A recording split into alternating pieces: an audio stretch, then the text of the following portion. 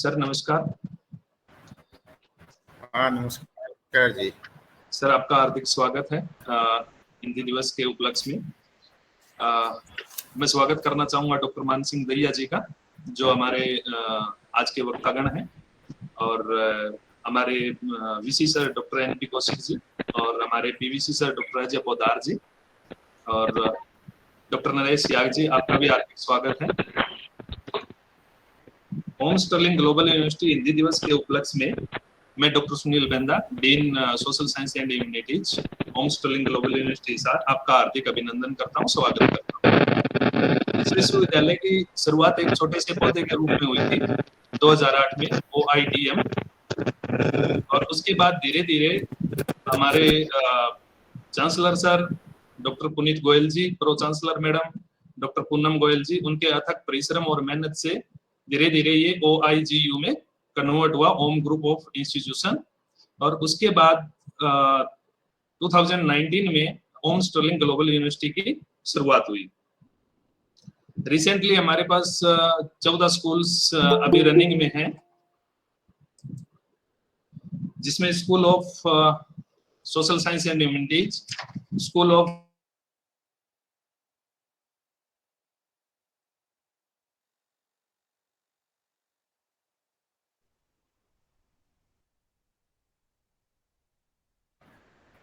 Benda ji unmute करो अपने को, अनम्यूट करो। हाँ sir, Om Sterling Global University Hindi दिवस के उपलक्ष्य में आप सभी का हार्दिक स्वागत करती है। वक्तागण डॉक्टर मान सिंह दहिया जी, प्रवक्ता संस्कृत विभाग भिवानी, और डॉक्टर सुधा बुंदेला जी, हिंदी विभाग भिवानी प्रवक्ता, और विशिष्ट अतिथि हमारे डॉक्टर एनपी कौशिक जी, वाइस चांसलर OSGU, और डॉक्टर अजय पोदार जी, प्रो वाइस चांसलर, डॉक्टर शोभना मैडम जी, और तमाम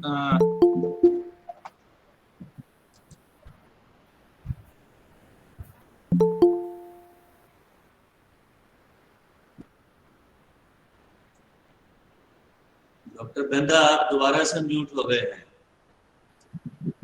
ऑटोमेटिकली म्यूट क्यों हो रहा है, जरा देखिए। सर ये ऑटोमेटिकली हो रहा है, पता नहीं, देख रहा हूँ सर। नहीं, चलो कोई नहीं, आप जी चालू रखिए।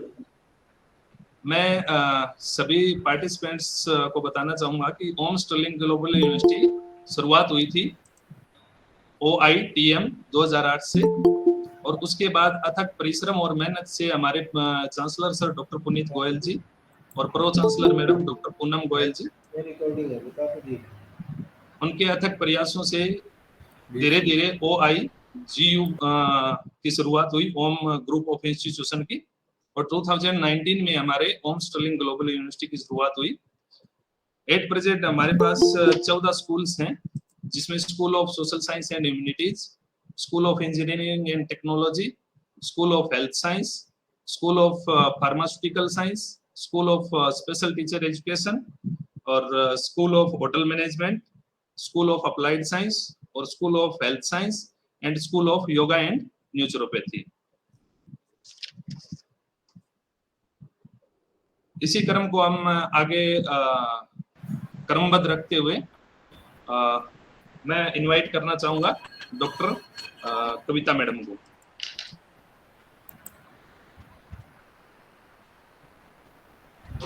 Thank you doctor Sunil Benda. सबसे पहले मैं आप सबका ओम स्टर्लिंग ग्लोबल विश्वविद्यालय परिवार की ओर से हिंदी दिवस के उपलक्ष्य में आप सभी का हार्दिक अभिनंदन करती हूँ, हार्दिक आभार व्यक्त करती हूँ। सबसे पहले मैं धन्यवाद करना चाहूंगी हमारे विश्वविद्यालय के chancellor sir doctor Puneet Goyal ji का, pro chancellor ma'am doctor Poonam Goyal ji का, vice chancellor sir doctor NP Kaushik sir का, pro vice chancellor sir doctor Ajay Podar ji का, dean CRD doctor Shobhana ma'am का, और अपने dean incharge doctor Sunil Benda ji का। और विशेष तौर पर मैं धन्यवाद करना चाहूंगी आज के इस कार्यक्रम के मुख्य वक्तागण डॉक्टर मान सिंह जी दहिया का, डॉक्टर सुधा बुंदेला जी का, जो हिंदी दिवस के उपलक्ष्य में आज हमारे साथ जुड़े हैं। सबसे पहले मैं ये बताना चाहूंगी कि आज का जो कार्यक्रम का जो आयोजन है यूनिवर्सिटी के जो प्रो वाइस चांसलर सर हैं अजय पोद्दार जी, उनके दिशा निर्देश में जितने भी प्रोग्राम आयोजित होते हैं, उनके दिशा निर्देश में हम सारे कार्यक्रम का आयोजन करते हैं। तहे दिल से मैं उनका शुक्रिया अदा करना चाहूँगी कि उन्होंने हमें इस तरह के प्रोग्राम को आयोजन करने का मौका दिया, और मैं यही कामना करती हूँ और उम्मीद करती हूँ कि भविष्य में हम इस तरह के प्रोग्राम आगे भी आयोजित करते हैं। तो सबसे पहले मैं मंच पर आमंत्रित करना चाहूंगी आज के हमारे इस कार्यक्रम के विशिष्ट अतिथि यूनिवर्सिटी के vice chancellor sir doctor NP Kaushik ji को। उनके बारे में मैं थोड़ा सा बताना चाहूंगी कि सर 2016 से लेकर 2019 तक RTU राजस्थान टेक्निकल यूनिवर्सिटी में वाइस चांसलर के पद पर सुशोभित रहे हैं। उन्हें विभिन्न सम्मानों से भी सम्मानित किया जा चुका है, और 2019 से वो हमारे OSGU ओम स्टर्लिंग ग्लोबल विश्वविद्यालय के वाइस चांसलर के पद पर सुशोभित हैं। वैसे तो सर का जो बैकग्राउंड है वो इंजीनियरिंग है, लेकिन सर का जो विशेष लगाव है वो हिंदी से सर का विशेष लगाव भी है और उनमें वो विशेष रुचि भी रखते हैं। तो मैं ज्यादा समय ना लेते हुए doctor NP Kaushik vice chancellor sir को इस मंच पर आमंत्रित करना चाहूंगी कि आज वो हिंदी दिवस के उपलक्ष्य में हमारे साथ अपने विचार साझे करें। प्लीज। धन्यवाद कविता जी और सुनील बेंदा जी। हिंदी दिवस के इस कार्यक्रम में उपस्थित आज के हमारे आमंत्रित वक्ता डॉक्टर मान सिंह जी दहिया, डॉक्टर सुधा बुंदेला जी, नरेश सिहाग जी, और कार्यक्रम में उपस्थित हमारे प्रतिकुलपति, विश्वविद्यालय के प्रतिकुलपति डॉक्टर अजय पोद्दार जी, और सभी संकायों के अधिष्ठाता, हमारे प्राध्यापकगण, और इस कार्यक्रम के संयोजक डॉक्टर कविता चौधरी जी एवं डॉक्टर सुनील बुंदेला जी, कार्यक्रम में उपस्थित छात्र छात्राओं, आप सभी का इस हिंदी दिवस कार्यक्रम में हार्दिक अभिनंदन और स्वागत।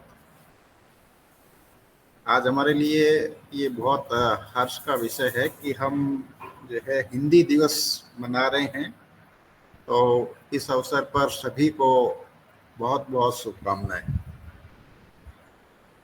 हिंदी मातृभाषा नहीं है, ये हमारी मातृभाषा है, और इसी के सम्मान में हम हर वर्ष 14 सितंबर को हिंदी दिवस के रूप में जो है मनाते हैं।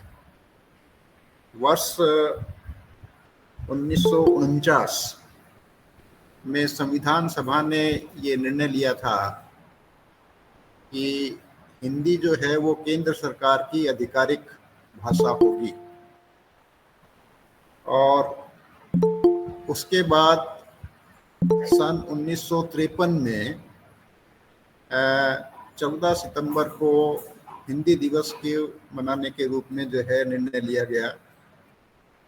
तो लगभग मैं ये कह सकता हूँ कि 70 वर्ष से हम जो है हिंदी दिवस मना रहे हैं। आज 70वां हिंदी दिवस है, और इसी तरीके से हम लोग जो है हिंदी दिवस जो है मनाते रहें, ये मेरी कामना है। और सभी को एक बार पुनः इस अवसर पर हार्दिक शुभकामनाएं।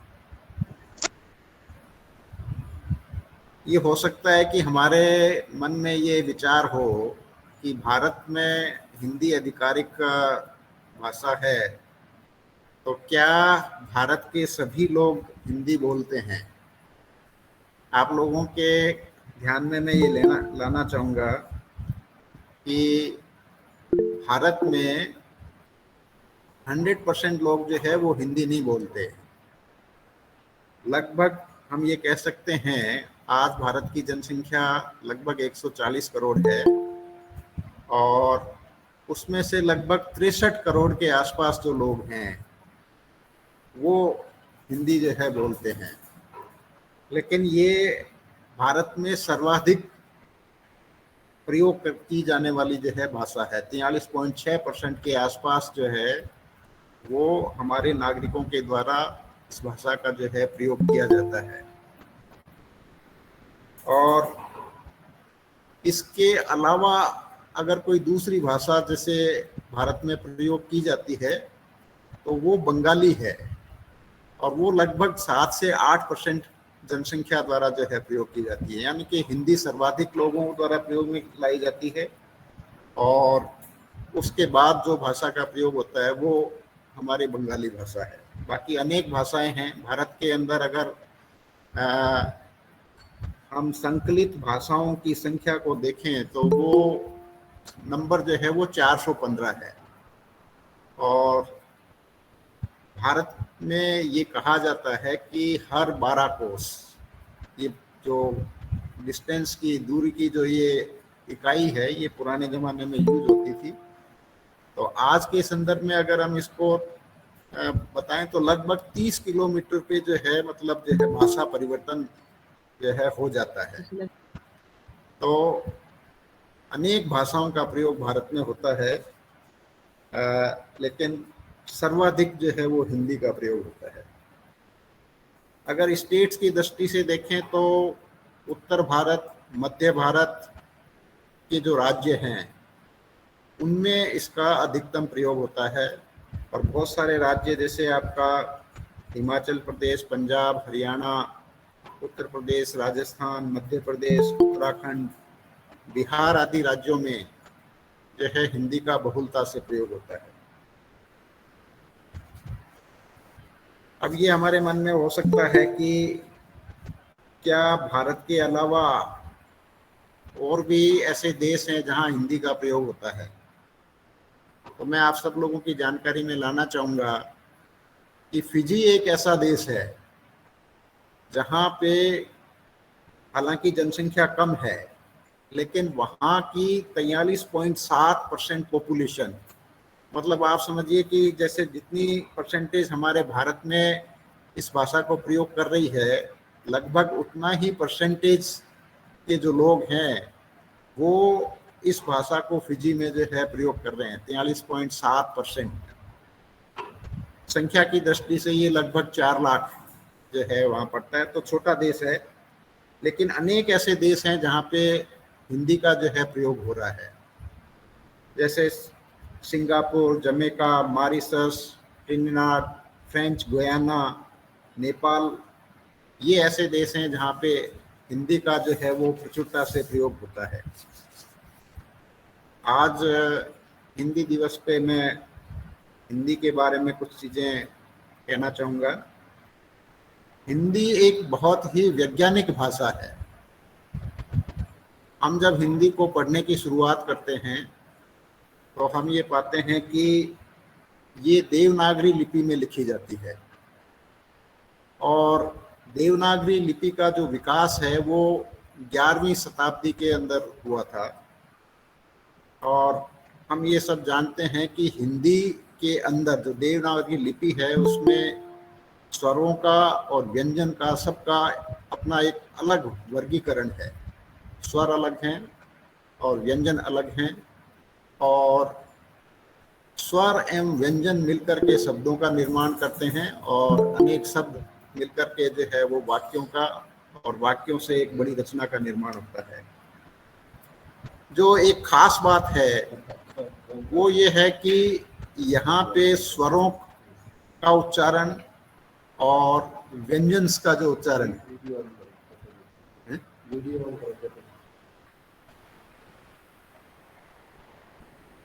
स्वरों का और व्यंजन का जो उच्चारण है वो बिल्कुल परिभाषित है, और एक वैज्ञानिक दृष्टिकोण से जो है वो होता है। आप अगर सभी व्यंजनों को देखेंगे तो कै खे गै घेड़े को बोलने का जो एक तरीका है वो आप खुद महसूस करेंगे कि ये जो ध्वनि है वो कंठ से आती है। और अगर हम दूसरा उदाहरण लें प फ ब भ म, तो ये तभी बोलना संभव होगा जब हम दोनों होठों को मिलाएंगे। और तीसरी कैटेगरी में अगर हम ये देखें, मान लीजिए त थ द ध न है, तो एक आपका जो जिह्वा है उसका पार्ट जो है ऊपर तालु से कहीं एक स्पेसिफिक जगह पे, विशेष जगह पे जाके मिलेगा, तभी इसका जो है उच्चारण संभव हो पाता है। तो हम समझ सकते हैं कि ये सब वैज्ञानिक तथ्य इसके अंदर जो है शामिल है। जिस प्रकार से अंग्रेजी में जो है वो कई अक्षर या शब्द जो है साइलेंट रहते हैं, तो यहाँ पे ऐसा कोई अक्षर जो है वो साइलेंट नहीं रहता। सभी का अपना महत्व है और सभी को जो है वो स्पष्ट रूप से जो है बोला जाता है। भाषा केवल जो है वो भाषा नहीं होती, ये एक संस्कृति होती है। और जब हमारी संस्कृति के अंदर परिवर्तन आते हैं, संस्कृति में उतार चढ़ाव आते हैं, तो ये हमारी जो है भाषा से भी परिलक्षित जो है वो होते हैं। और हिंदी एक महासागर के रूप में है। हिंदी एक ऐसी भाषा है जो महासागर का मतलब ये है कि जैसे नदियां हैं और पानी के जितने भी स्रोत हैं वो अंतिम रूप से जाकर के सागर में समाहित हो जाते हैं, सागर में मिल जाते हैं, तो इसी तरीके से हम ये कह सकते हैं कि अनेक भाषाएं जो है वो अंत में जाकर के इस महासागर के रूप में समाहित हो जाती हैं। और दूसरे शब्दों में अगर हम ये कहें तो हम ये कह सकते हैं कि एक विशाल हृदय वाली भाषा है जो सभी भाषाओं को अपने अंदर जो है समाहित कर लेती है। आपने देखा होगा कि कालांतर के अंदर अनेक शब्द जो है वो उनकी व्युत्पत्ति हुई है और वो हिंदी भाषा के अंदर जो है समाहित हो गए हैं। जैसे एक उदाहरण अगर हम लें, रेलगाड़ी, इसका अगर हिंदी क्लिष्ट रूप देखें तो लोहपथगामिनी होता है, लेकिन हमने इसको रेलगाड़ी के रूप में भी स्वीकार कर लिया है। इसी तरीके से जैसे स्टेशन है तो हमने इसको स्टेशन के रूप में ही जो है स्वीकार कर लिया है। ऐसे अनेक शब्द जो हैं जो न केवल हमारे अंग्रेजी भाषा से आते हैं बल्कि और भी विदेशी भाषाओं से आते हैं जिनको हमने समाहित कर लिया है और जो है ये भाषा उसको सरलतम रूप जो है वो देती है। तो इसलिए ये एक संस्कृति को भी जो है मतलब प्रकट करती है भाषा जो हमारी है। अब जो एक समस्या आती है कि हमारे जो तकनीकी शिक्षा है या कंप्यूटर की शिक्षा है वो उनका जो माध्यम था वो हमेशा अंग्रेजी ही रहा है, लेकिन कालांतर के साथ में इन सभी चीज़ों का अनुवाद जो है वो बहुत सरल हो गया है और जो तकनीकी ज्ञान है या कंप्यूटर से या विज्ञान से संबंधित जो साहित्य है वो हिंदी में भी अब जो है उपलब्ध होने लगा है। जो नई नई तकनीकी आ रही हैं, गूगल के माध्यम से भी हम कह सकते हैं हमारे पास में ऐसी सुविधाएं उपलब्ध हो गई हैं कि सरल अनुवाद जो है वो संभव हो सकता है। अब ये लगता है हमें कि हिंदी भाषा को अगर हम मतलब जो है अनुसरण करते हैं या हिंदी भाषा को अपनाते हैं तो क्या हम दुनिया से जुड़ सकते हैं, ये एक भ्रांति हमारे मन में रहती है। तो हमें ये समझना चाहिए कि हम जब जन्म लेते हैं और जिस परिवेश में हमारा पालन पोषण होता है, हम बढ़ते हैं, बचपन से या जन्म लेने के बाद हम उसी भाषा को जो है सीखते हैं। अगर हमारा परिवेश हिंदी भाषा में है तो हम हिंदी सीखते हैं, कोई स्थानीय भाषा है तो हम उस स्थानीय भाषा को सीखते हैं और हमारा विकास भी उसी के साथ में होता है। तो ऐसा नहीं है कि हम जो है हिंदी का अनुसरण करेंगे तो हम जो है दूसरी दुनिया से नहीं जुड़ पाएंगे। ऐसा एक ये जो मत भ्रांति है वो बिल्कुल गलत है, क्योंकि ऐसे अनेक देश हैं जैसे रूस है, चाइना है और ऐसे कंट्रीज हैं, वो अपने देश में अपनी ही भाषा को प्राथमिकता देते हैं और आज उनकी अगर हम स्थिति वर्ल्ड मैप पे देखें, दुनिया के स्तर पे देखें, तो हमें ये पता चलता है कि वो कहीं हम लोगों से भी बहुत आगे हैं। तो भाषा कहीं भी दुनिया से जुड़ने के लिए कोई हमारे उसमें बाधा नहीं है। हम अपनी भाषा को समृद्ध करके हम हमारे साहित्य को समृद्ध करके भी जो है बिना किसी रुकावट के दुनिया से जो है जुड़ सकते हैं। आपको जान के प्रसन्नता होगी कि अमेरिका के यूएसए के 45 विश्वविद्यालयों में हिंदी का अध्यापन जो है वो कराया जा रहा है। ऐसे ही चाइना ने भी अभी जो है इस बात को बढ़ाया है कि उनके यहाँ विश्वविद्यालयों में हिंदी की पढ़ाई जो है होनी चाहिए। हालांकि उसके पीछे निश्चित रूप से कोई न कोई एक बड़ी सोच होगी। इसी प्रकार से क्यों हम जो है भाषा हिंदी जो है उनको पढ़ा रहे हैं, या यूरोप के ऐसे बहुत सारे देश हैं जिनमें हिंदी का प्रचार प्रसार हो रहा है, हिंदी को जो है आगे जो है बढ़ाया जा रहा है। तो मतलब विश्व स्तर पे जो है हिंदी जो है अपना स्थान बना रही है। एक सबसे बड़ी भ्रांति जो हमारे मन में होती है वो ये है कि अगर हम अंग्रेजी का ज्ञान जो है वो प्राप्त नहीं करेंगे तो भविष्य में हमें जो है वो नौकरी प्राप्त करने में या मतलब जो है हमारा रोजगार प्राप्त करने में, आगे बढ़ने में जो है समस्या उत्पन्न होगी।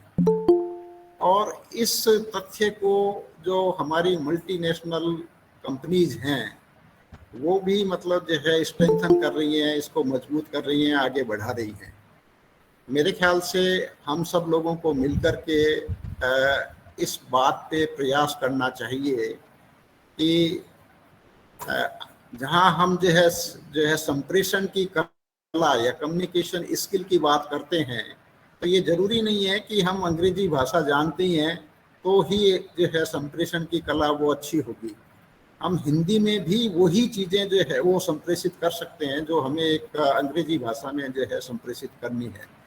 तो एक बहुत बड़ा बैरियर जो हमारे दिमाग में मतलब ये रहता है वो हम सब छात्र छात्राओं के उसमें भी रहता है और हमारे अध्यापक प्राध्यापकों के उसमें भी रहता है।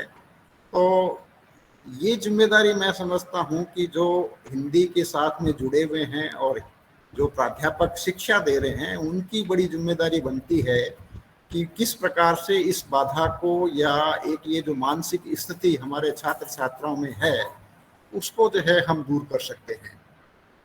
मैं एक और बात अंत में आप लोगों के साथ में शेयर करना चाहूँगा कि अब जो हमारी नियामक संस्थाएं हैं जैसे अखिल भारतीय तकनीकी शिक्षा परिषद है या विश्वविद्यालय अनुदान आयोग हैं और इसी तरह की जो भी नियामक संस्थाएं हैं जो शिक्षा को पूरे देश के अंदर जो है नियंत्रित करती हैं, वो भी इस बात पे अब सोचने लगी हैं।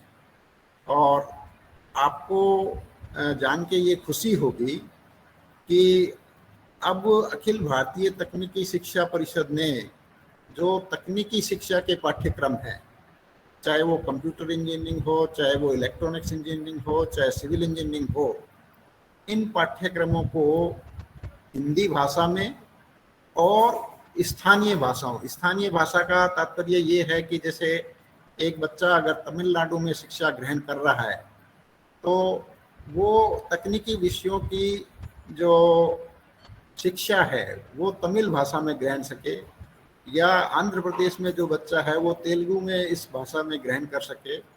और ये केवल एक मतलब थ्योरेटिकल वो चीज़ नहीं है। देश के अंदर अब ऐसे बहुत सारे जो है अभियांत्रिकी महाविद्यालय हो गए हैं जिन्होंने इस बात को अंगीकृत कर लिया है। और राजस्थान में भी ऐसे 2 महाविद्यालय पिछले साल जो है रजिस्टर हुए हैं, पंजीकृत हुए हैं, जिन्होंने कंप्यूटर साइंस और इंजीनियरिंग की शिक्षा जो है वो हिंदी में देना जो है प्रारंभ किया है।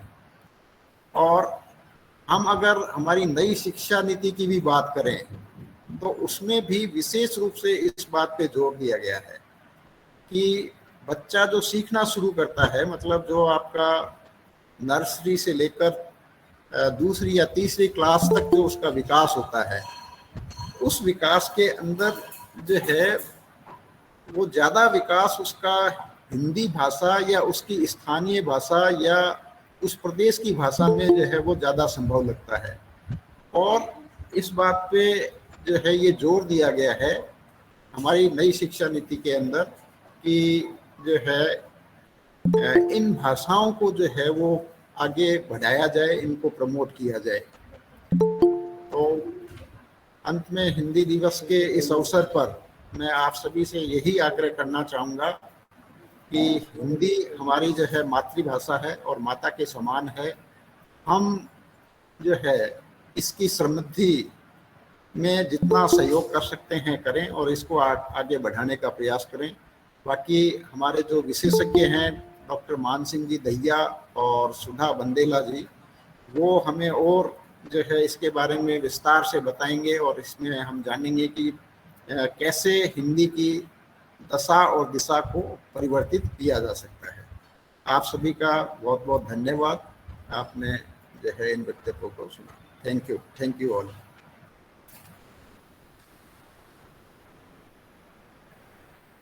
कविता जी आप अनम्यूट करें अपने आप को। धन्यवाद सर, आपका बहुत बहुत। सर ने बहुत ही सरल और सहज तरीके से भाषा के इतिहास के बारे में, भाषा की वैज्ञानिकता के बारे में, आज के दौर में भाषा का क्या इम्पोर्टेंस है, उसकी क्या महत्ता है, इसके बारे में सर ने बहुत ही सुंदर शब्दों में और बहुत सरल तरीके से हम सबके साथ अपने जो विचार हैं वो साझे किए हैं। इसके लिए मैं अपनी यूनिवर्सिटी की तरफ से वीसी सर का तहे दिल से शुक्रिया अदा करना चाहूंगी। आज के हमारे इस कार्यक्रम के जो मुख्य वक्तागण हैं उनको मंच पर आमंत्रित करने से पहले मैं हिंदी दिवस के उपलक्ष्य में 4 लाइनें कहना चाहूंगी। आज मैंने सूर्य से बस जरा सा यूं कहा, आज मैंने सूर्य से बस जरा सा यूं कहा, तेरे साम्राज्य में ये अंधेरा क्यों बढ़ा। तमतमाकर वो दहाड़ा आकाश के आराधना के चक्र में तुम ना पड़ो, तमतमाकर वो दहाड़ा आकाश के आराधना के चक्र में तुम ना पड़ो, हो जाएगा दूर अंधेरा, कुछ मैं बढ़ूं कुछ तुम बढ़ो, कुछ मैं बढ़ूं कुछ तुम बढ़ो। इसी के साथ आज के वेबिनार में जो हमारे विद्यार्थी और शोधार्थी जुड़े हैं, मैं पूरे विश्वविद्यालय की ओर से उनका हार्दिक अभिनंदन करती हूँ, हार्दिक आभार व्यक्त करती हूँ। आज के हमारे इस कार्यक्रम के जो मुख्य वक्तागण हैं, डॉक्टर मान सिंह दहिया, प्रवक्ता संस्कृत विभाग भिवानी से। वैसे तो सर के बारे में बहुत कुछ बताने की जरूरत नहीं है, सर को अपने जो विषय है उसमें बहुत महारत हासिल है। सर संस्कृत में एमफिल किया हुआ है सर ने संस्कृत में, और पंजाब विश्वविद्यालय चंडीगढ़ से इन्होंने हिंदी की उपाधि प्राप्त की है। लेकिन आज वो संस्कृत प्रवक्ता के तौर पर कार्य कर रही हैं और हिंदी साहित्य में उनकी विशेष रुचि है, और विशेष जो उनकी रुचि है वो है काव्य में। काव्य में उन्हें विशेष महारत हासिल है। उनकी 16 से अधिक किताबें जो हैं वो प्रकाशित हो चुकी हैं और वो समय समय पर हमारे साथ जुड़ते भी रहते हैं। अगर हमें किसी साहित्य के बारे में या काव्य के बारे में अगर कोई जानकारी चाहिए होती है तो सर अपना जो समय है वो हमारे साथ जरूर समय के अनुसार हमें जो दिशा निर्देश है वो देते रहते हैं। तो मैं ओम स्टर्लिंग ग्लोबल परिवार की ओर से डॉक्टर मान सिंह दहिया का हार्दिक अभिनंदन करती हूँ, हार्दिक आभार व्यक्त करती हूँ कि वो इस वेबिनार के माध्यम से हमारे साथ जुड़े हैं। तो मैं ज्यादा समय ना लेते हुए आज का हमारा जो इस वेबिनार का विषय है हिंदी की वर्तमान दिशा और दशा, उस पर मैं सर को आमंत्रित करना चाहूंगी कि वो अपने विचार हमारे साथ, हमारे शोधार्थियों के साथ, हमारे विद्यार्थियों के साथ साझे करें। वेलकम सर, आपका बहुत बहुत स्वागत है।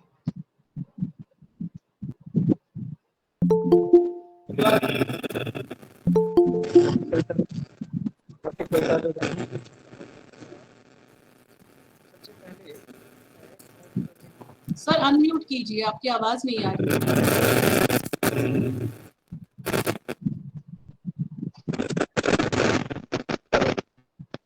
जी सर,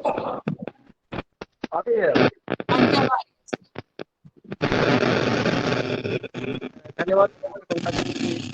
सबसे पहले मैं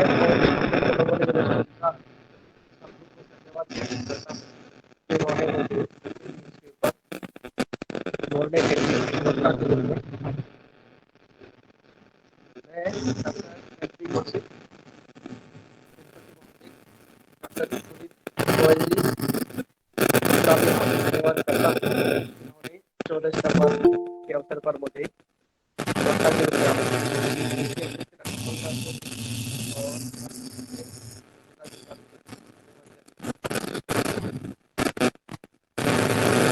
आज 14 सितंबर को पूरे भारतवर्ष में और पूरी दुनिया में हिंदी को हिंदी दिवस मनाया जा रहा है। सबसे पहले मैं हिंदी के बारे में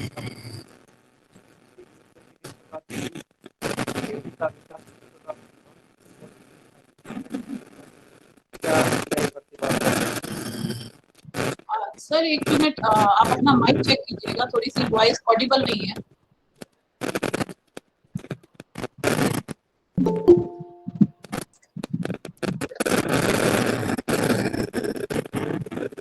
जी सर।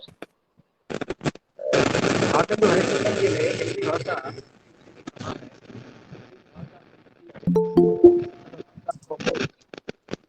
भाषा ज्ञान के अर्थात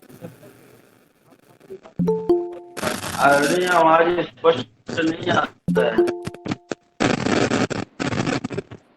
हेलो, थोड़ा मुंह के पास ले जाइए आप, तब आवाज। तो थोड़ा माइक, हाँ जी, थोड़ा पास ले जाइए। हाँ जी हेलो, हेलो, जी, अब आ रही है सर। अब आ रही है? हाँ जी, हाँ जी, डॉक्टर साहब, हाँ, ठीक है सर। भाषा विचारों की संवाहक होती है और मानव के विकसित जीवन की पहचान भी हमारी भाषा ही होती है। भाषा किसी भी देश की संस्कृति और सभ्यता को धारण करती है और किसी भी देश अथवा समाज की संस्कृति को जानने के लिए हमें उस देश की संस्कृति को जानना, उस देश की भाषा को जानना बहुत जरूरी होता है। जहां तक भारत का प्रश्न है, अभी विशेष सर ने बताया था कि भारत में 415 भाषाएं बोली जाती हैं। तो 415 भाषाएं तो हम नहीं पढ़ सकते और 415 भाषाएं किसी राष्ट्र की एक संस्कृति को बता भी नहीं सकती। तो इसीलिए हमें एक भाषा की आवश्यकता पड़ती है और वो भाषा को क्या हो सकती है, इसके लिए सबसे जो उपयुक्त भाषा है वो है हिंदी। सबसे पहले मैं हिंदी की उत्पत्ति के बारे में बात करता हूँ। वैदिक संस्कृत और लौकिक संस्कृत का जो कालखंड है वो 5000 ईस्वी पूर्व से 2000 ईस्वी तक माना जाता है। इस दौरान वैदिक संस्कृत साहित्य और लौकिक संस्कृत साहित्य की रचना की। इसके बाद में मध्यकालीन जो भाषाएं हैं जिनमें पाली, प्राकृत, अपभ्रंश और अभट्ट भाषाएं आती हैं, जो जिनका कालखंड 500 ईस्वी से 1000 ईस्वी तक माना जाता है। इस मध्यकाल में भी तीन प्रकार के कालखंड हैं। मध्यकाल में जो 500 ईस्वी है, 500 ईस्वी से प्रथम शताब्दी से 500 ईस्वी तक वहां पाली भाषा का जोर रहा। इसके बाद में प्रथम शताब्दी से 500 ईस्वी तक प्राकृत का दौर रहा और इसके बाद में 500 ईस्वी से 1000 ईस्वी तक अपभ्रंश या अभट्ट भाषा प्रचलित रही।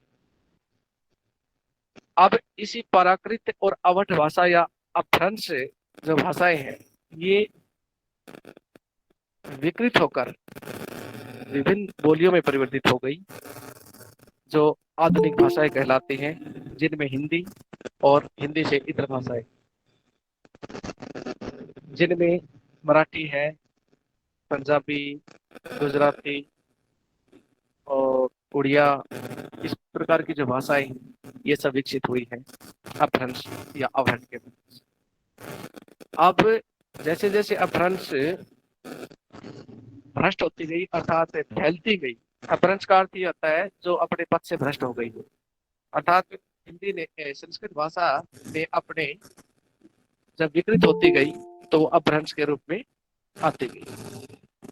इस प्रकार करते करते हिंदी जो है कुल या अपभ्रंश जो है वो कुल 18 भागों में बट गई, जिन्हें हम हिंदी की 18 बोलियों के नाम से जानते हैं।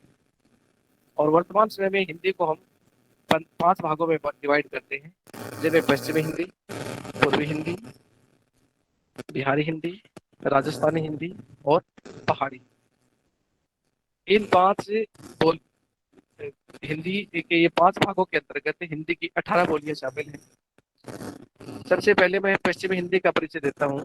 पश्चिमी हिंदी शौरसैनी अपभ्रंश से विकसित हुई और इस हिंदी के अंतर्गत कोरवी या खड़ी बोली, जिसे मानक भाषा बनाया गया है बाद में, या हिंदी की जो मानक हिंदी है वो खड़ी बोली से ही विकसित हुई है।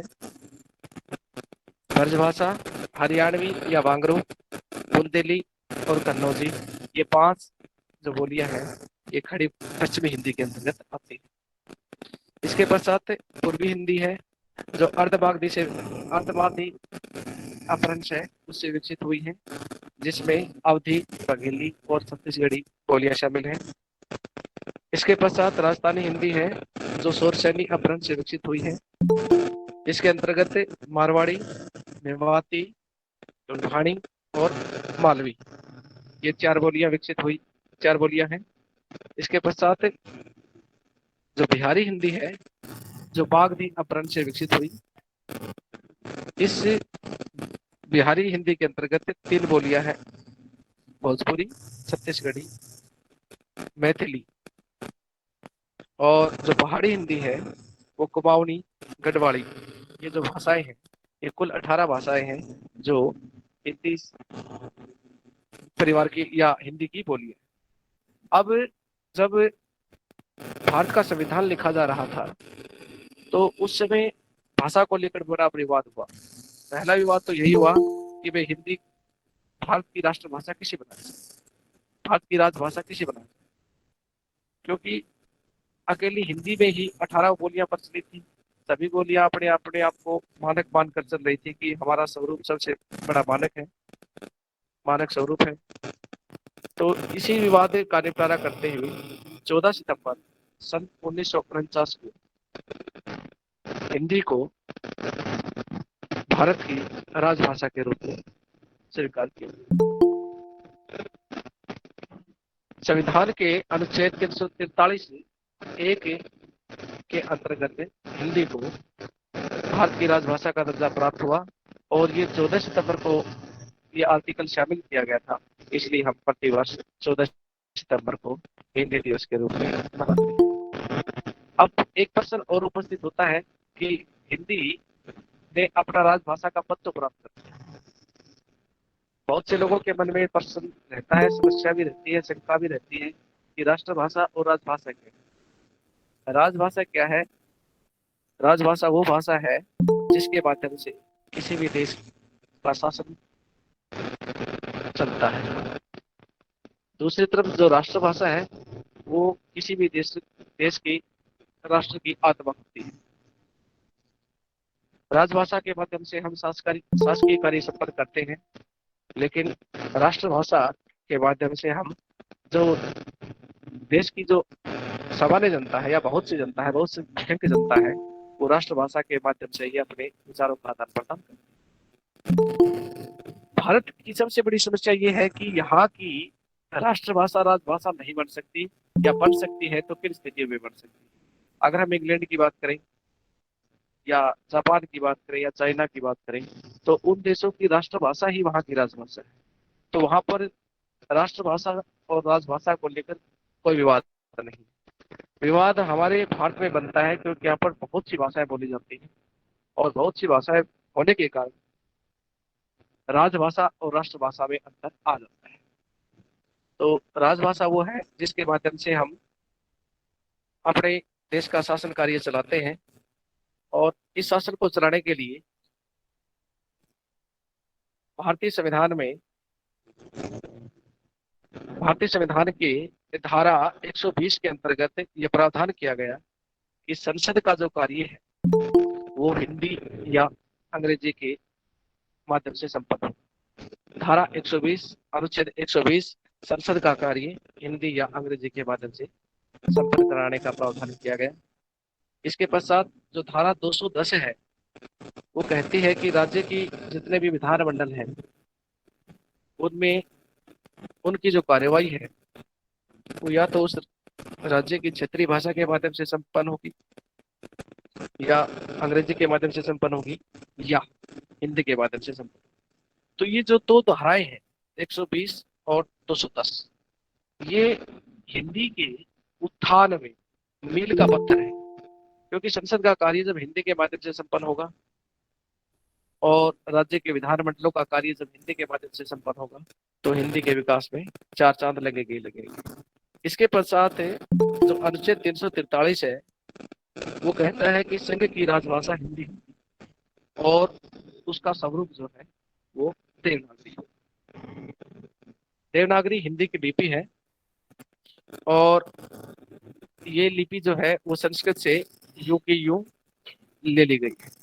अनुच्छेद 344 में राष्ट्रपति को अधिकार दिया गया कि वह यह निश्चित कर सकता है कि किस किस कार्य के लिए हिंदी भाषा का प्रयोग किया जाए।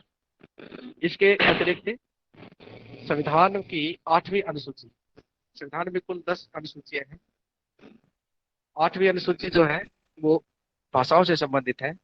इस अनुसूची के 345, 346, 347, 348, 349, 350 और 351 जो अनुच्छेद है वो भाषा की नीति से संबंधित है। अब भारत की राष्ट्रभाषा राजभाषा हिंदी बन तो, लेकिन बहुत से स्टेट है आपकी भाषा के नाम पर झगड़ा होता रहता है। पंजाब वाले कहेंगे कि पंजाबी राष्ट्रभाषा होनी चाहिए, उड़िया वाले कहेंगे कि उड़िया वाले कहेंगे, उड़ीसा वाले कहेंगे कि उड़िया। सर थोड़ा माइक पास में लाइए। ले आइए। अब जब भारत की राजभाषा हिंदी बन गई तो केवल संविधान में दर्जा देने से राष्ट्रभाषा नहीं बनेगी, राजभाषा नहीं बनेगी। इसके लिए हमें थोड़े से और प्रयास करने हैं और इन प्रयासों ये प्रयास होते रहते हैं। एक छोटा सा प्रयास मैं आपको बताता हूँ। देवकीनंदन खत्री ने एक छोटी सी रचना लिखी थी चंद्रकांता, और लोगों ने इस चंद्रकांता उपन्यास को पढ़ने के लिए 20 लाख लोगों ने हिंदी सीखी। अर्थात एक व्यक्ति के प्रयास से जब 20 लाख लोग हिंदी सीख सकते हैं तो अगर संस्थाएं कोशिश करें तो हिंदी और भी ज्यादा व्यापक प्रसारित हो सकती है। अभी विशेषज्ञ ने आरंभ में बताया था कि हिंदी जो है लगातार फैल रही है और उन्होंने उदाहरण दिया था फिजी का। फिजी जो है उसमें भारतीय मूल के लोग ही ज्यादा रहते हैं और 1879-80 ईस्वी में फिजी ले जाए गए थे भारत के लोग भारत गन्ना क्षेत्रों में कार्य करने। तो इन भारतीयों को शिक्षा प्रदान करने के लिए एक पाठशाला की आवश्यकता थी।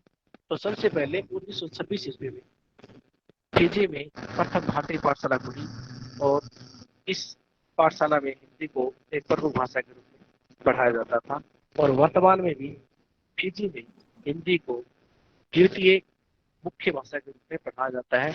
और इसके अतिरिक्त फिजी देश से बहुत सी हिंदी की मैगजीन निकलती हैं जिनमें फिजी समाचार, जागृति, जय फिजी, जय संदेश आदि बहुत सी पत्रिकाएं हैं जो विश्व पटल पर हिंदी का नाम रोशन कर रहे हैं।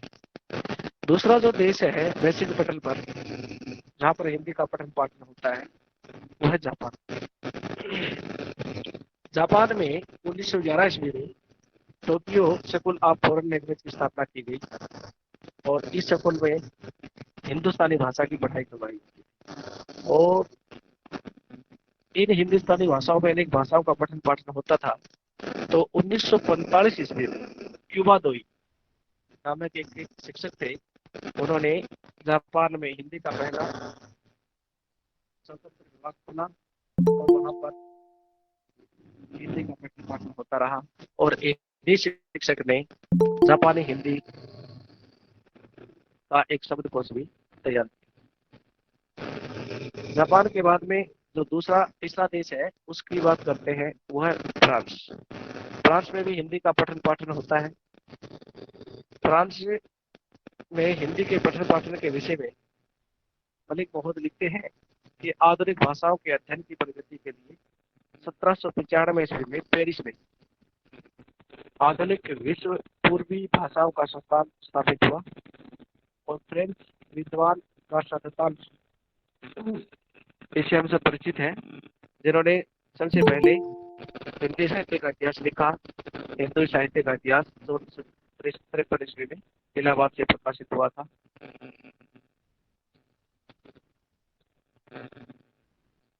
इसके अतिरिक्त जब गसाद तानसे की मृत्यु हुई तो 1978 ईस्वी में हिंदी शिक्षण की जो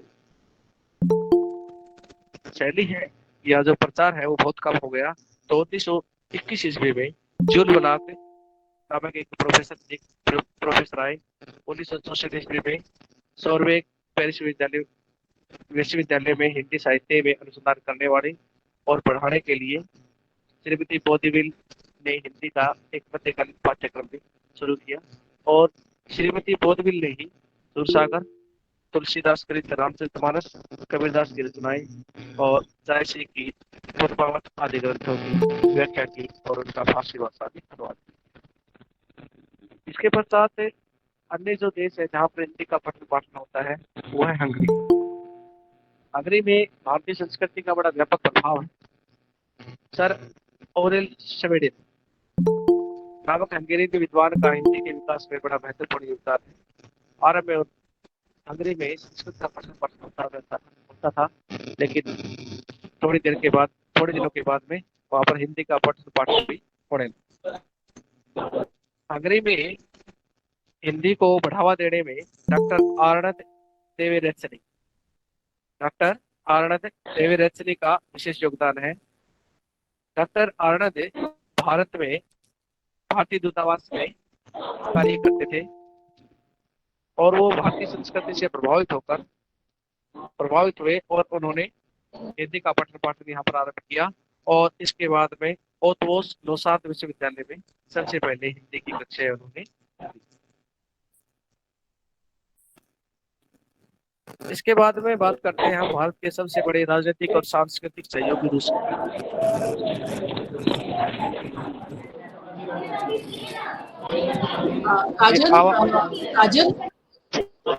काजल अनम्यूट करो अपने आप। काजल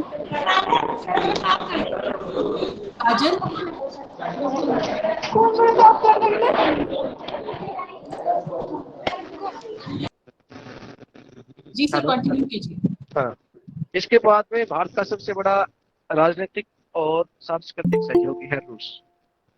वर्तमान में रूस के लेनिनग्राड यूनिवर्सिटी, ताशकंद विश्वविद्यालय, Institute of Peoples of Asia, Academy of Sciences, Moscow तथा लुमुम्बा मैत्री विश्वविद्यालय।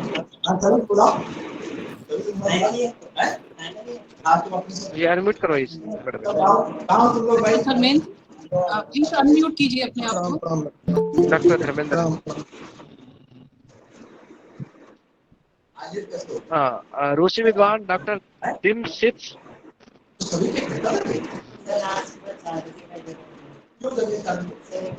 डॉक्टर धर्मेंद्र। कोई नहीं गया था? अरे भाई तुम लोग जो कहते हैं पूरा ग्रुप नहीं गया था तुम्हारा, कौन से ग्रुप का? जी सर, कंटिन्यू कीजिए। रूस के विद्वान डॉक्टर टिमसिट्स ने हिंदी व्याकरण की रूपरेखा नामक पुस्तक की रचना की। इसके अतिरिक्त लेनिनग्राद, मॉस्को आदि कई स्थान हैं जहां पर हिंदी के माध्यम से पठन पाठन होता है और वहां पर हिंदी के विद्यालय भी हैं। और इन विद्यालयों में हिंदी के पठन पाठन और हिंदी में वार्तालाप पर बहुत जोर दिया जाता है। रूस में हिंदी के प्रचार प्रसार करने वाले बहुत से विद्वान हैं, जिनमें डॉक्टर टिमसिट्स, वी गोयेन्यू, एल्फेशरोव आदि हैं। और इन विद्वानों ने हिंदी का प्रचार प्रसार किया, इसलिए इनके कारण इन्हें नेहरू पुरस्कार भी प्राप्त हुआ।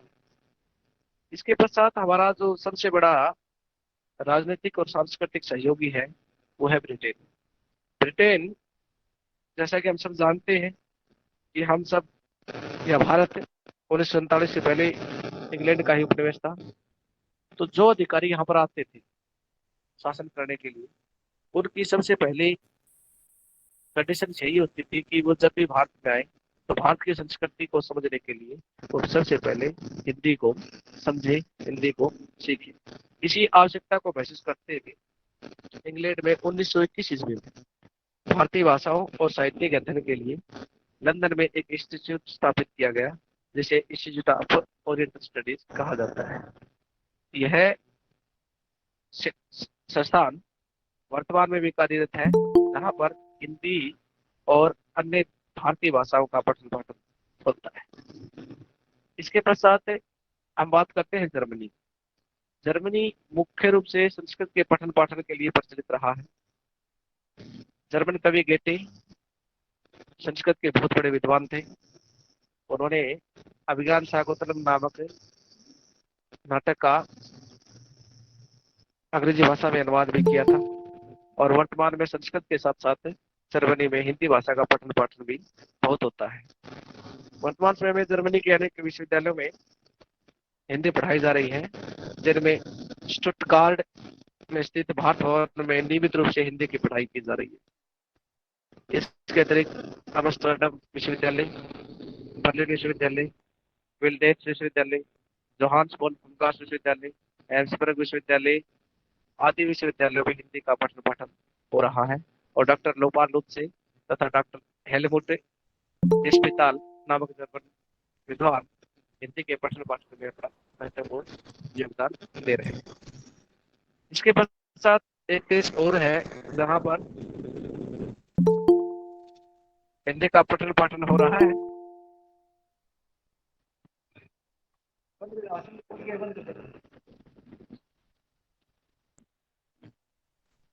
इसके पश्चात सर हेलो, आवाज आ रही है जी मेरी? हाँ जी आ रही सर। थोड़ा समय का थोड़ा सा है, तो सेकंड जो हमारे स्पीकर हैं आज के, तो थोड़ा अपना जल्दी इसको स्पष्ट करने का प्रयास करते हैं। एक फोन आ गया थोड़ा। इसके पश्चात भारत का एक, हेलो जी सर, जी बोलिए सर। हेलो, हाँ जी सर। जी हेलो, हाँ। इसके पश्चात हम बात करते हैं रोमानिया की। रोमानिया के पश्चिम भाग को ट्रांसवेलिया कहा जाता है, और यहाँ पर रोमेनियन और हंगेरियन लोग बहुत बड़ी संख्या में रहते हैं, और यह स्थान भी, यह क्षेत्र भी हिंदी और संस्कृति के पठन पाठन के लिए विशेष रूप से प्रसिद्ध है। इस क्षेत्र में संस्कृत और हिंदी पठन पाठन के विषय में डॉक्टर इमरे बंगा ने लिखा है कि हमारा एक उद्देश्य है कि हिंदी या संस्कृत आदि भाषाओं में स्वतंत्र डिग्री कोर्स चालू करें, लेकिन आर्थिक पूंजी के अभाव में अब तक यह नहीं कर पाए। फिर भी विश्वविद्यालय में एक सार्वजनिक हिंदी कोर्स चालू किया गया है, जिसमें सिर्फ विश्वविद्यालय के छात्र ही नहीं अपितु अन्य लोग भी इस डिग्री कोर्स में दाखिला ले सकते हैं। और यहाँ पर अंग्रेजी साहित्य में भारत के जो साहित्यकार हैं डॉक्टर रविंद्रनाथ जी, आर के नारायण, राजा राव और अरुंधति राय आदि के पाठ्यक्रम को पढ़ा, और इस पाठ्यक्रम के माध्यम से वे लोग भारतीय संस्कृति से परिचित होते हैं। भारतीय सरकार ने हिंदी के प्रचार प्रसार को गति देने के लिए एक प्रभाग का गठन किया गया, जो अंतर्राष्ट्रीय सांस्कृतिक परिषद के नाम से जाने जाती है। और ये सांस्कृतिक परिषदें भारतीय दूतावास के जितने भी स्थान हैं वहां पर हिंदी की कक्षाएं चलाती है, और इसके माध्यम से जो अन्य देशों के लोग हैं वो इन दूतावासों के माध्यम से हिंदी को सीख रहे हैं।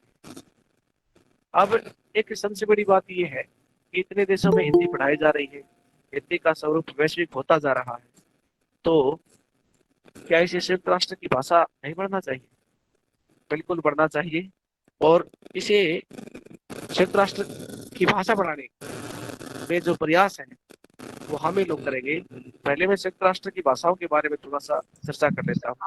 मान सिंह सर, जी सर सुन रहे हैं सर? क्षमा चाहूंगी, थोड़ा सा समय की कमी है, और थोड़ा सा इसको जल्दी आप समाप्त करने का प्रयास करेंगे। जी मैडम, मैं करता हूँ।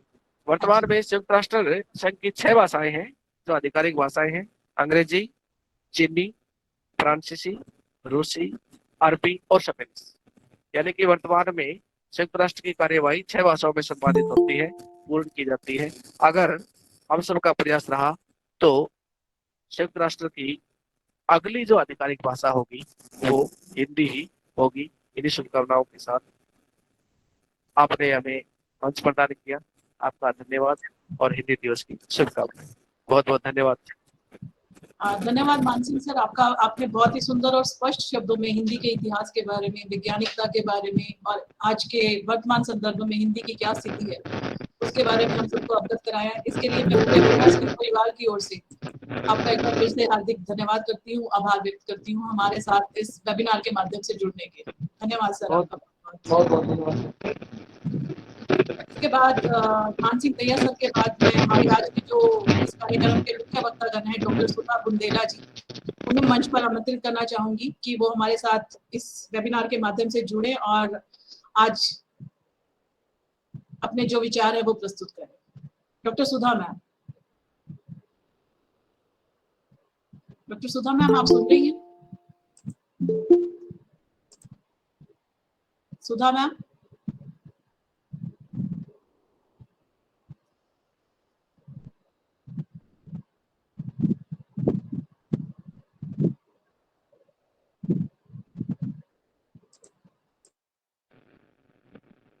में क्या मैडम? जी सर।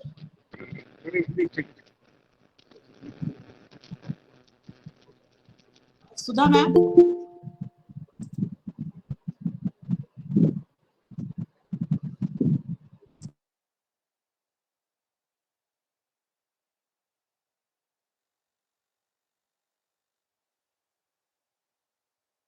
आप हमारे साथ जुड़े रहिए सभी। अभी जो हमारे मुख्य वक्तागण है वो हमारे साथ अभी कुछ ही देर में जुड़ने वाले हैं।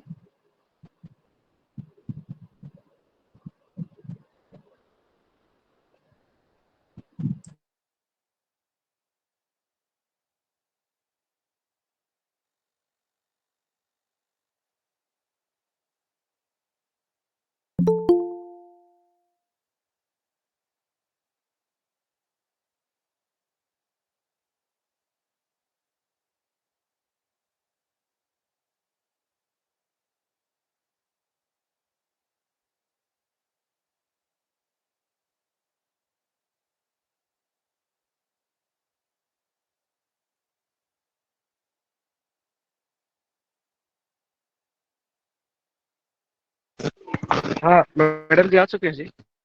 जी एक बार नाम पुकार दीजिए उसका। डॉक्टर सुधा मैम, सुधा मैम अनम्यूट कीजिए अपने आप। सुधा मैम अपना माइक ऑन कीजिए।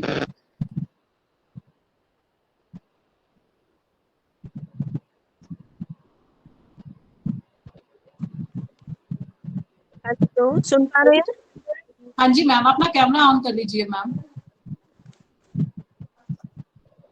एक मिनट।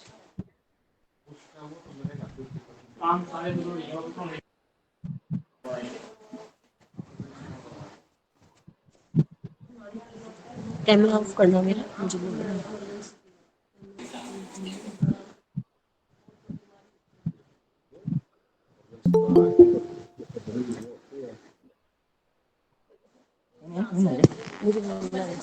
ओके, ऑफ कर, ऑफ। एक मिनट सर, एक मिनट। जी मैम, कोई बात नहीं। ऐसा है। वो बना के दे देंगे, हमारे पास साइज स्पेसिफिक नहीं है, इमरजेंसी है तो बना दे। मैं कह दूंगा क्या आप मुझे सुन पा रहे हैं? जी मैम। नमस्कार सभी को, सर्वप्रथम हिंदी दिवस की हार्दिक शुभकामनाएं। जी मैम, आपको भी बहुत बहुत शुभकामनाएं। हाँ जी, मैं डॉक्टर सुधा बुंदेला, प्रवक्ता हिंदी। आज थोड़ा सा बिजी सा शेड्यूल चल रहा था, एक कोई जजमेंट का प्रोग्राम था डाइट गिरई में, तो वहाँ थोड़ा सा बिजी थी। तो अभी मैं बताती हूँ हिंदी दशा एवं दिशा। सर्वप्रथम कहूंगी, हम सब का अभिमान है हिंदी, भारत माँ की शान है हिंदी। हम सब का अभिमान है हिंदी, भारत माँ की शान है हिंदी। भारत में हर वर्ष 14 सितंबर का दिन हिंदी दिवस के रूप में मनाया जाता है, ये बात हम सभी जानते हैं। और क्योंकि हिंदी भारत की राष्ट्रभाषा है और इसी दिन से इसे आधिकारिक रूप से भारत की राष्ट्रभाषा भी घोषित किया गया था। इस कारण हर वर्ष 14 सितंबर के दिन देश भर में हिंदी के प्रति लोगों को जागरूक करने के लिए तरह तरह के कार्यक्रम आयोजित किए जाते रहे हैं। जैसे कि हम बात करें, आज डाइट भिरी कला में भी बहुत ही लार्ज स्केल पर कार्यक्रम आयोजित किया गया है और हिंदी पखवाड़ा मनाया गया है और बहुत ही धूमधाम से बच्चों को सम्मानित किया जा रहा है। तो ऐसे ही एक भाषा के रूप में हिंदी न सिर्फ भारत की पहचान है, बल्कि हमारे जीवन मूल्यों और हमारी संस्कृति, हमारे संस्कारों की रक्षक और संवाहक भी है हमारी हिंदी।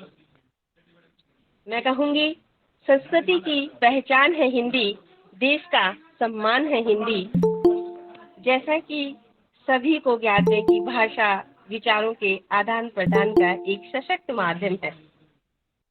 और जब हमारा देश आजाद हुआ, स्वतंत्र हुआ, तो उसके पश्चात हमारे सम्मुख एक प्रश्न था कि इस भाषा को राजकीय सम्मान प्रदान किया जाए, तो सरकारी कामकाज की भाषा जो है वो किसे माना जाए।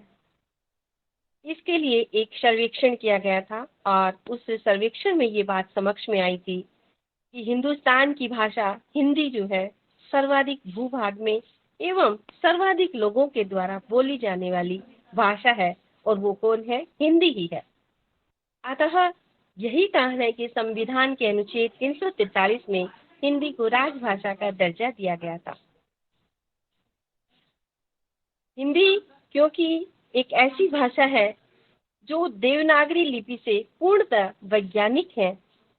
हिंदी भाषा में हम जो शब्द बोलते हैं, संवाद करते हैं, उन्हीं के रूप में उसको लिखा जाता है, जबकि अंग्रेजी भाषा में ऐसा नहीं है। उसके लेखन में त्रुटियां हो सकती है, किंतु हिंदी भाषा के लेखन में किसी प्रकार की कोई त्रुटियां नहीं हो सकती है। साथियों, देखो समझो बात हमारी, देखो समझो बात हमारी, हिंदी भाषा है सबसे प्यारी। जीवन के जितने भी हम दैनिक कार्य करते हैं, चाहे वो व्यापार है, अन्य कोई गतिविधियां हैं, उन्हें भाषा के माध्यम से ही जो है संपन्न किया जा सकता है। भाषा ही व्यक्ति को समाज और समाज को विश्व बनाती है। हम स्वातंत्र्य आंदोलनों की बात करें तो स्वातंत्र्य आंदोलनों के पुरोधाओं ने महसूस किया था कि भारत जैसे बहुभाषिक देश में एक ऐसी संपर्क भाषा होनी चाहिए जो संपूर्ण भारतीयों को एक सूत्र में बांध सके।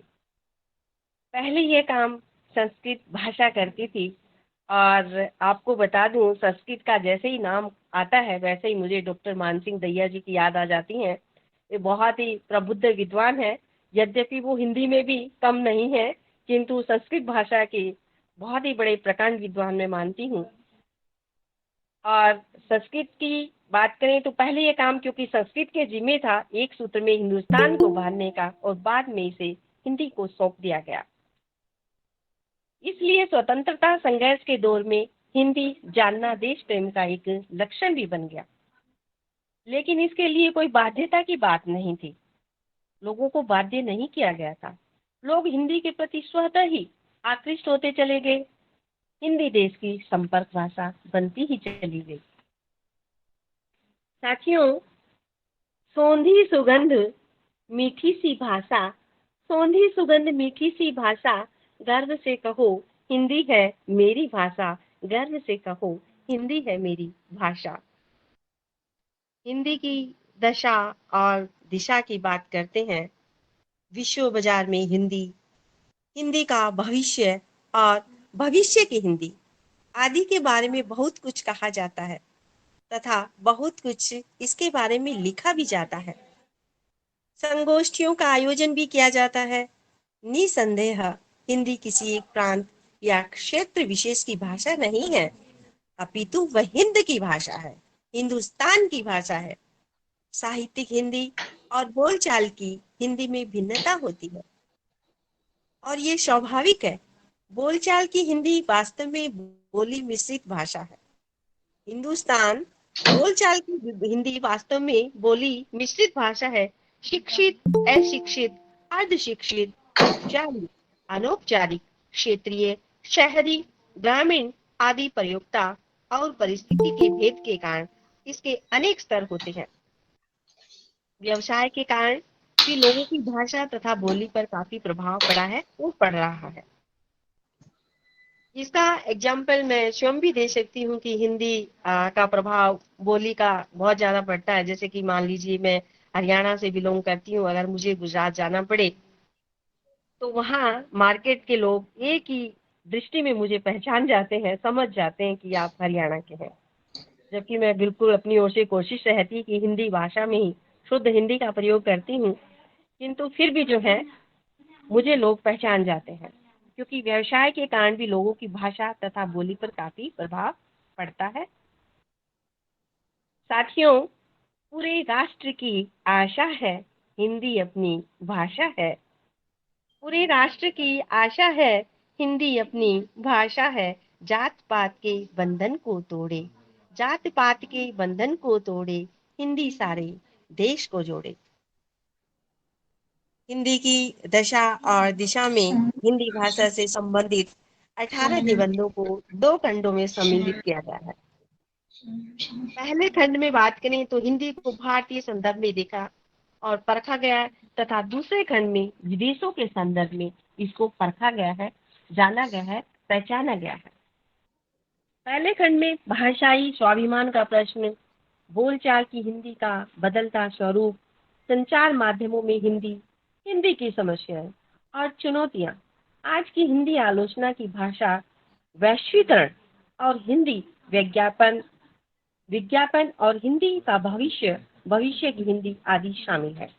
दूसरे खंड की अगर हम बात करें तो ब्रिटेन में हिंदी की दुर्गति, इटली में हिंदी, दक्षिण कोरिया में हिंदी, यूरोप में हिंदी की स्थिति, विदेशों में हिंदी के अध्ययन की समस्याएं भी शामिल है। साथियों, हिंदी मेरा देश, हिंदी मेरी मातृभाषा, यही है हिंदी की परिभाषा। जन जन की आशा है हिंदी, भारत की भाषा है हिंदी।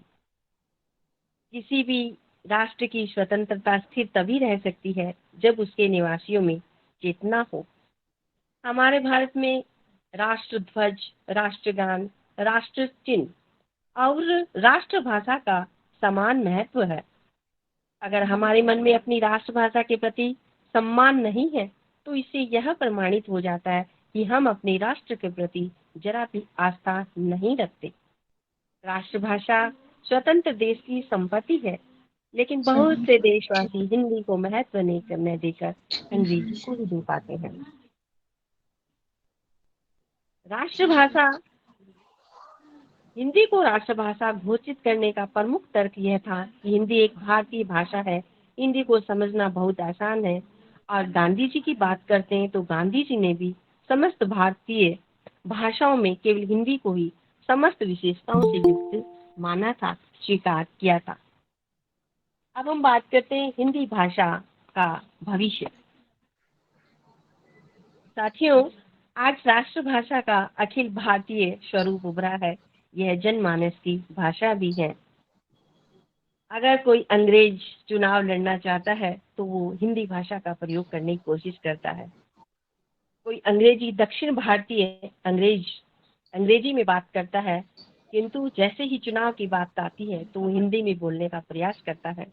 जब व्यापारियों को अपना उत्पाद बेचना है, अपना सामान बेचना है, तो हिंदी में वो विज्ञापन देते हैं, हिंदी में ही उनका विज्ञापन छपता है। पूरे देश में फिल्मी गीत हिंदी में बोले और सुने जाते हैं, गाए भी जाते हैं, लिखे भी जाते हैं। तो साथियों, आज हिंदी का भविष्य उज्जवल तो है। हिंदी पढ़ा लिखा व्यक्ति क्योंकि कभी भूखा नहीं मर सकता है और न ही मर रहा है। अपितु हिंदी एक ऐसी भाषा है जो लाखों परिवारों को पाल रही है, पोस रही है। देश में ही नहीं, विदेशों में भी हिंदी भाषा के साहित्य को आज भी पढ़ा जाता है और आगे इसका और भी महत्व बढ़ता ही चला जा रहा है। हिंदी अध्यापकों को भी विदेशों में सम्मान दिया जाता है। हिंदी में अनेक पदों पर नियुक्तियां की जा रही हैं। इसके अतिरिक्त हम देख ही पा रहे हैं कि 10वीं कक्षा तक हिंदी पढ़ना कितना अनिवार्य कर दिया गया है। सरकार द्वारा अनेक योजनाएं बनाई गई हैं। उत्तरी भारत में अधिकांश राज्यों में सरकारी कामकाज हिंदी में किया जा रहा है। अगर बैंकों की बात करते हैं तो राष्ट्रीयकृत बैंकों ने भी हिंदी में कार्य करना आरंभ कर दिया है। दूरदर्शन की बात करते हैं, आकाशवाणी की बात करते हैं, दूरदर्शन और आकाशवाणी द्वारा भी इस दिशा में काफी प्रयास किए जा रहे हैं। निसंदेह हिंदी का भविष्य उज्जवल है। साथियों, मैं फिर पंक्तियों में कहूंगी, जिसने पूरे देश को जोड़े रखा है, जिसने पूरे देश को जोड़े रखा है, वो मजबूत धागा है हिंदी। हिंदुस्तान की गौरव गाथा है हिंदी, एकता की अनुपम परंपरा है हिंदी। सरल शब्दों में कहा जाए तो जीवन की परिभाषा है हिंदी। विदेशों में हिंदी भाषा की लोकप्रियता की अगर हम बात करते हैं तो आज वैश्वीकरण के दौर में हिंदी का महत्व साथियों और भी बढ़ गया है। हिंदी विश्व स्तर पर एक प्रभावशाली भाषा बनकर उभरी है। आज विदेशों में अनेक विश्वविद्यालयों में हिंदी पढ़ाई जा रही है। ज्ञान विज्ञान की पुस्तकें बड़े पैमानों पर हिंदी में लिखी जा रही है। सोशल मीडिया और संचार माध्यमों में हिंदी का प्रयोग निरंतर बढ़ रहा है। जितना अधिक हम हिंदी और प्रांतीय भाषाओं का प्रयोग शिक्षा, ज्ञान विज्ञान, प्रौद्योगिकी आदि में करेंगे, उतनी तेज गति से हिंदी का विकास होगा। इसके साथ ही विदेश मंत्रालय द्वारा विश्व हिंदी सम्मेलन और अन्य अंतर्राष्ट्रीय सम्मेलनों के माध्यम से हिंदी को अंतर्राष्ट्रीय स्तर पर लोकप्रिय बनाने का कार्य किया जा रहा है। इसके अलावा प्रत्येक वर्ष सरकार द्वारा प्रवासी भारतीय दिवस मनाया जाता है, जिसमें विश्व भर में रहने वाले प्रवासी भारतीय भाग लेते हैं। विश्व हिंदी सचिवालय विदेशों में हिंदी का प्रचार प्रसार करने और संयुक्त राष्ट्र में हिंदी को आधिकारिक भाषा बनाने के लिए कार्यरत है। सरकार द्वारा हिंदी में अच्छे कार्य के लिए राजभाषा कीर्ति पुरस्कार योजना के अंतर्गत शील्ड प्रदान की जाती है। और मैं कहूंगी राजभाषा कीर्ति पुरस्कार योजना ही क्यों, हमारे जो आज के आयोजक गण हैं वो हिंदी भाषियों का, हिंदी भाषा का को महत्व दिलाने के लिए ही आज इतने बड़े आयोजन का इतना बड़ा आयोजन कर रहे हैं, तो वो बहुत ही धन्यवाद के पात्र हैं।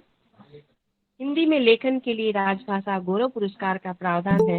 आधुनिक ज्ञान विज्ञान में हिंदी में पुस्तक लेखन को प्रोत्साहन देने के लिए भी सरकार पुरस्कार प्रदान करती है। इस प्रोत्साहन योजनाओं से हिंदी के विस्तार को बढ़ावा मिलेगा। अंततः निष्कर्ष रूप में साथियों, मैं फिर अपनी बात को कविता के माध्यम से अंत करना चाहूंगी। हिंदी केवल एक भाषा ही नहीं बल्कि भारतीय संस्कृति की आत्मा है। इसलिए हिंदी के महत्व को खुद समझें और दूसरों को भी समझाएं, क्योंकि जन जन की आशा है हिंदी, भारत की भाषा है हिंदी। धन्यवाद। धन्यवाद मैम आपका बहुत बहुत। सबसे पहले तो मैं ओम स्टर्लिंग ग्लोबल विश्वविद्यालय की ओर से आप सबका आपका धन्यवाद करना चाहूंगी कि आप हमारे साथ इस वेबिनार के माध्यम से जुड़े हैं।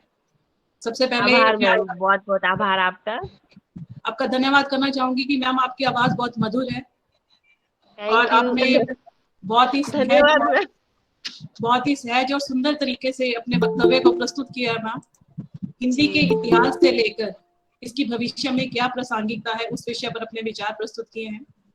मैं फिर से एक बार आपका और डॉक्टर मानसिंह दरियाल का धन्यवाद करना चाहूंगी और भविष्य में भी ये उम्मीद करती हूँ कि अगर हम इस तरह के प्रोग्राम आयोजित करते हैं तो आप हमारे साथ इस तरह जुड़े रहिए। जी धन्यवाद मैम। और मानसिंह जी आपका भी बहुत बहुत आभार एवं धन्यवाद और हार्दिक शुभकामनाएं फिर से सभी को। हिंदी दिवस की हार्दिक शुभकामनाएं सभी को। नमस्कार जी। मैम कुछ प्रश्न हैं बच्चों के। सर कुछ प्रश्न हैं, अगर आप उनका जवाब देते हैं तो। जी मैम, एक तो बच्चों के प्रश्न है कि हिंदी में रोजगार के कौन कौन से क्षेत्र हैं और उनमें जैसे हिंदी को किस प्रकार से महत्व देना चाहिए। जैसे आपने बात करी कि आज हिंदी की बहुत इंपॉर्टेंस है, हर फील्ड में हर क्षेत्र में हिंदी को बहुत ज्यादा उसका प्रयोग किया जा रहा है और हिंदी में रोजगार के कौन कौन से क्षेत्र हैं, उनकी क्या स्थिति है आज के इस युग में।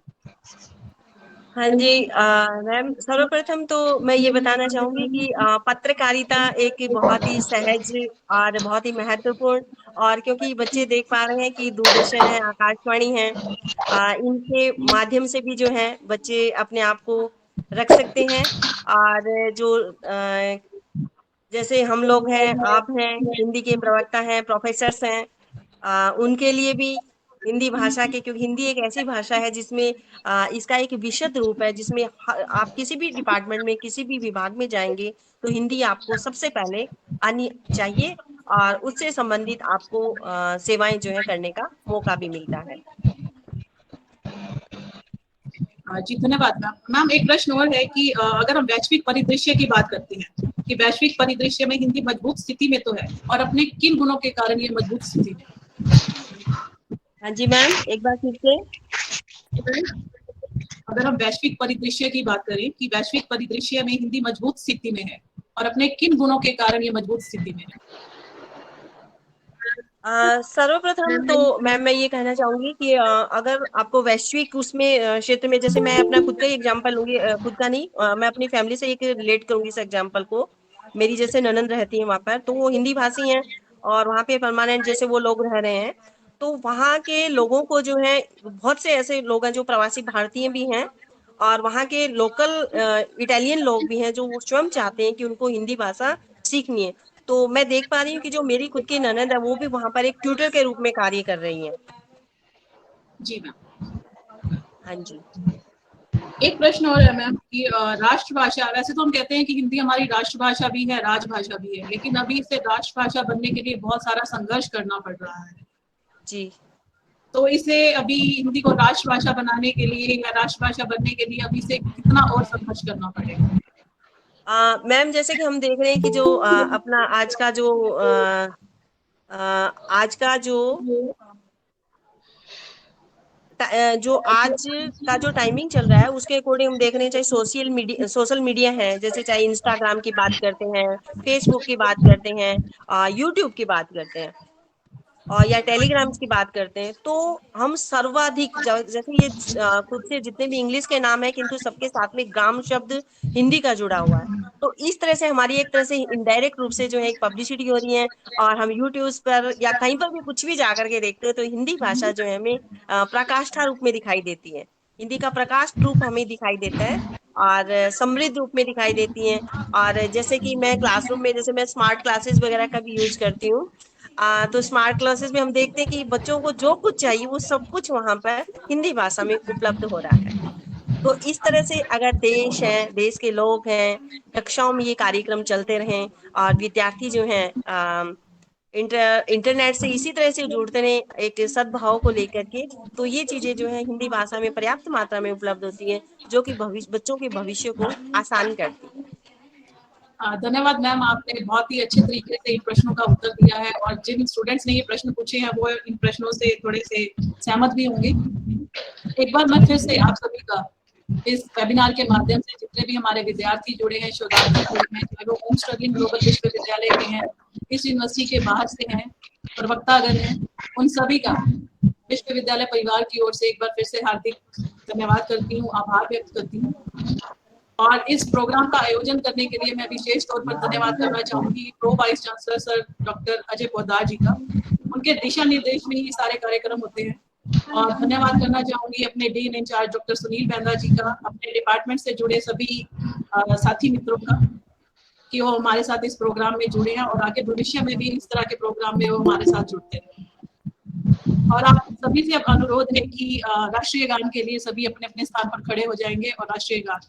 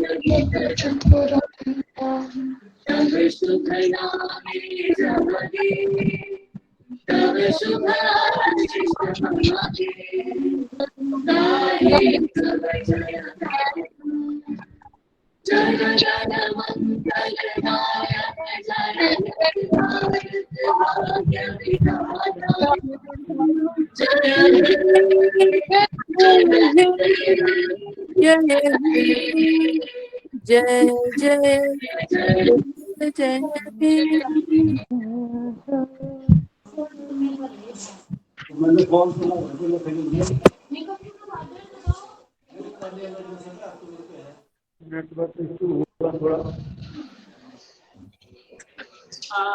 आप सभी का एक बार इस वेबिनार में department of social sciences and humanities की तरफ से जुड़ने के लिए मैं आप सबका एक बार फिर से ओम स्टर्लिंग ग्लोबल विश्वविद्यालय की ओर से हार्दिक धन्यवाद करती हूँ, आभार व्यक्त करती हूँ। अब आप लेफ्ट कर सकते हैं। Thank you so much ma'am.